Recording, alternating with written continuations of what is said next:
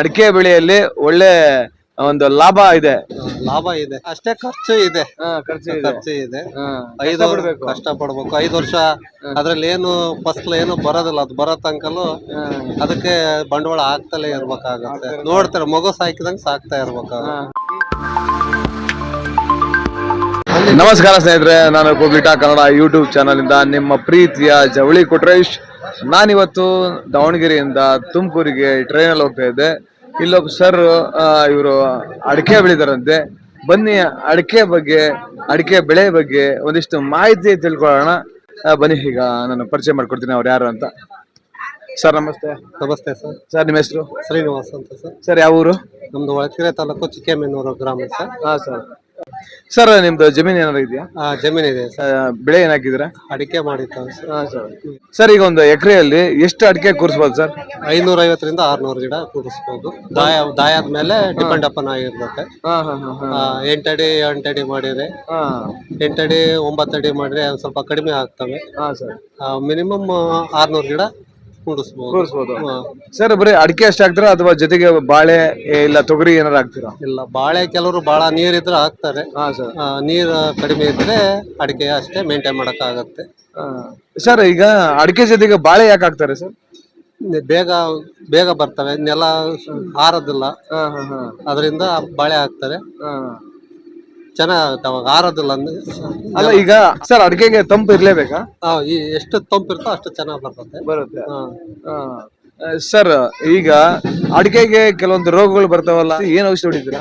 ನಾವು ಕೃಷಿ ಇಲಾಖೆಯಿಂದ ತಗೊಂಡು ಅವರು ಕೊಡಿಸ್ತಾರೆ. ಕೊಟ್ಟು ಅದನ್ನ ನಾವು ಸ್ಪೇರ್ ಮಾಡ್ತೀವಿ. ಕೊಳೆ ರೋಗ ಅಂತ ಒಂದು ಬರ್ತದೆ, ಅದು ನಾವು ಸ್ಪೇರ್ ಮಾಡ್ತೇವೆ. ಅಡಿಕೆ ಬೆಳೆಗೆ ಗೊಬ್ಬರ ಏನಾಗ್ತೀರಾ? ಜಾಸ್ತಿ ದನಿನ್ ಗೊಬ್ಬರ, ಕೊಟ್ಟಿಗೆ ಗೊಬ್ಬರ ಅಂತ ಹೇಳ್ತೇವೆ. ದನಿನ್ ಗೊಬ್ಬರ, ಕುರಿ ಗೊಬ್ಬರ, ಅತಿ ಕಡಿಮೆ ಸೀಮೆ ಗೊಬ್ಬರ, ಸರ್ಕಾರಿ ಗೊಬ್ಬರ ಹಾಕ್ತಾರೆ ಕೆಲವರು. ಆದಷ್ಟು ದನಿನ್ ಗೊಬ್ಬರ ಹಾಕಿದ್ರೆ ಚೆನ್ನಾಗ್ ಬರುತ್ತೆ. ಯಾವ ರೋಗ ರುಜಿನಗಳು ಬರೋದಿಲ್ಲ. ಸರ್ ಈಗ ಹಸಿರೆಲೆ ಗೊಬ್ಬರ ಹಾಕ್ತಾರಲ್ಲ, ಅದು ಹಸಿರೆಲೆ ಗೊಬ್ಬರ ಇನ್ನು ಪಾಡೋದು. ಅದು ತಂಪು ಇರ್ತದೆ ಬೇಗ.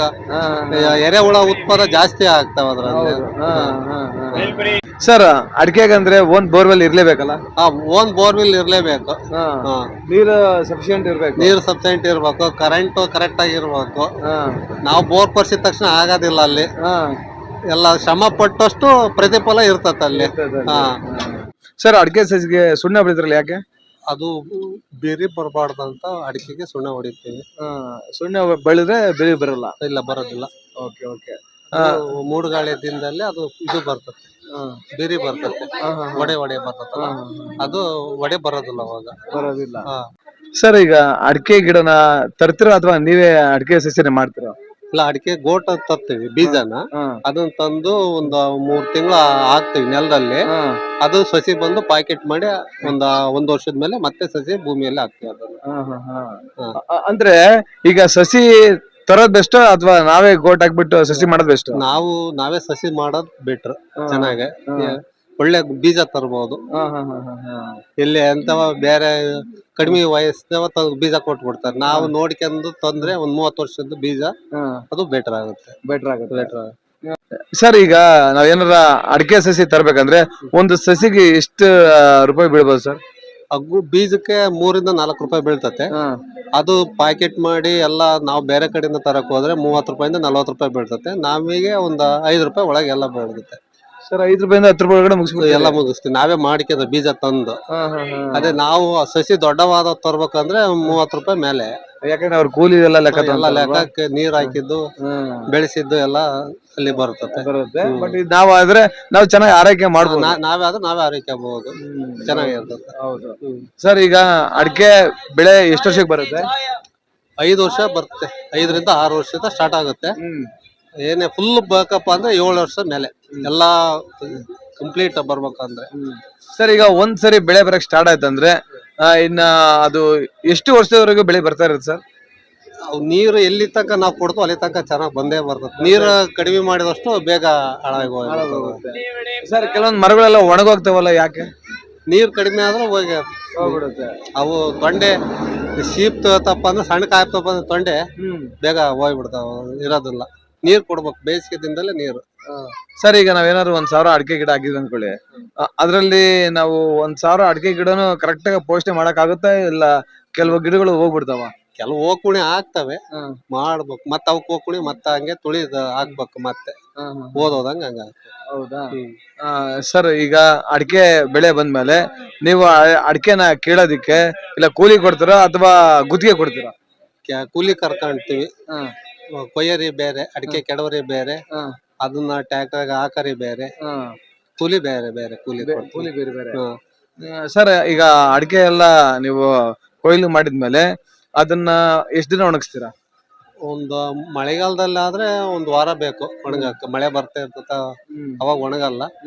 ಈಗ ನವೆಂಬರ್ ಡಿಸೆಂಬರ್ ಅಲ್ಲಿ 5 ದಿನಕ್ಕೆ ಒಣಗಿ ಬಿಡ್ತಾರೆ. ಸರ್ ಅಡಿಕೆ ಎಲ್ಲ ಸುಲಿದ್ಮೇಲೆ ಏನ್ ಮಾಡ್ತೀರಾ ಸರ್? ಅದನ್ನ ಬೇಯಿಸ್ಬೇಕು ಮತ್ತೆ, ಬೇಯಿಸಿ ಒಣಗಾಕ್ಬೇಕು. ಅದಕ್ಕೆ ಕಲ್ಲರ್ ಐತೆ, ಕಲ್ಲರ್ ಹಾಕಿ ಬೇಯಿಸ್ಬೇಕು. ಅದನ್ನ ಬೇಯಿಸಿ ಅದನ್ನ ಒಣಗಾಕಿದ್ಮೇಲೆ 7 ದಿನ 8 ದಿನ ಬೇಕಾದ್ ಮಳೆಗಾಲದಲ್ಲಿ ಆದ್ರೆ. ಇಲ್ಲ ನವೆಂಬರ್ ಡಿಸೆಂಬರ್ ಬಿಸಿಲು ಇರ್ತದಲ್ಲ, ಅವಾಗ 5-6 ದಿನಕ್ಕೆ ಚೀಲ ತುಂಬಿ ಇಡ್ಬೋದು, ಮಾರ್ಕೆಟ್ಗೆಲ್ಲ ತಗೊಂಡು ಹೋಗ್ಬೋದು. ಸರ್ ಅಡಿಕೆ ಈಗ ಪ್ರೆಸೆಂಟ್ ಏನಿದೆ ಸರ್ ರೇಟ್? ಈಗ ಇವತ್ತಿನ ಮಾರ್ಕೆಟ್ 55 ಇದೆ, ನಡೀತಾ ಇದೆ. ಅಂದ್ರೆ ಯಾವಾಗ್ಲೂ ಇದೇ ತರ ಇರುತ್ತೆ ಇಲ್ಲ ವೇರಿಯೇಷನ್ ಆಗ್ತಾ ಇರುತ್ತೆ? ವೇರಿಯೇಷನ್ ಆಗ್ತಾ ಇರ್ತತೆ, ಬೆಳೆ ಜಾಸ್ತಿ ಬಂದಂಗೆ. ಇಲ್ಲ ಬೆಳೆ ಜಾಸ್ತಿ ಅಲ್ಲ, ಹೆಚ್ಚು ಕಡಿಮೆ ಹೋಗ್ತಾ ಇರ್ತತೆ, ಕಡಿಮೆ ಆಗ್ತತೆ, ಸೀಸನ್ ನೋಡ್ಕೊಂಡ್ ಆಗ್ತಾ ಇರ್ತದೆ. ಹೌದು ಸರ್, ನೀವು ಮಾರ್ಕೆಟ್ಗೆ ಎಲ್ಲಿ ತಗೊಂಡ್ ಹೋಗ್ತೀರಾ? ದುರ್ಗ ತಗೊಂಡ್ ಹೋಗ್ತೀರಾ, ಬೆಂಗಳೂರಿಗೆ ತಗೊಂಡ್ ಹೋಗ್ತೀರಾ? ನಾವು ಅಲ್ಲೇ ಚನ್ನಗಿರಿ ತುಮಕೋಸ್ ಅಂತ ಇದೆ, ಚನ್ನಗಿರಿ ತುಮಕೋಸಿ ಬಿಡ್ತೀವಿ. ಇಲ್ಲ ಅಂದ್ರೆ ಅಲ್ಲೇ ಮನೆ ಹತ್ರನು ಬರ್ತಾರೆ ಕೈಯ ವ್ಯಾಪಾರದಾರ, ಅವ್ರಿಗಾರ ಕೊಡ್ತೀರಾ? ಒಟ್ಟು ಅಡಿಕೆ ಬೆಳೆಯಲ್ಲಿ ಒಳ್ಳೆ ಒಂದು ಲಾಭ ಇದೆ. ಲಾಭ ಇದೆ.